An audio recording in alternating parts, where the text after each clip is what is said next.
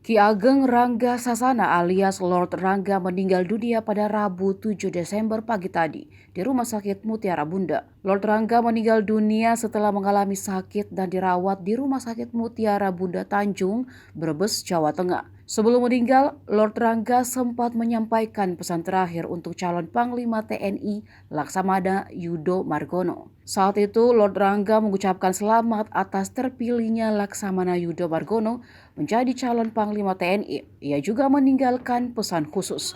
Ingat saudaraku, selesaikan sengketa di Pulau Pasir dengan Australia dan ancaman di Natuna Utara adalah tugas yang tidak mudah. Tulisnya, menurut Rangga TNI harus menyatu dan hadir di tengah rakyat serta menjadi solusi permasalahan